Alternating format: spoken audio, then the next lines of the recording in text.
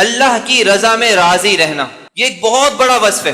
یہ ہمارے دل کا اتنا بڑا جوہر ہے کہ اگر کسی کو حاصل ہو جائے تو وہ کہے کہ بادشاہت کی سلطنت بھی اس کے آگے ہیچ ہے، بیکار ہے۔ بڑے بڑے بزرگان دین، بڑے بڑے اللہ والے، بڑے بڑے جو دنیا کے اندر نیک لوگ گزرے ہیں، ان کو اللہ تعالیٰ نے اسی جوہر سے، اس کو کہا جاتا ہے صفت تفویض، کہ اپنے آپ کو سپرد کر دیا اللہ کے آگے۔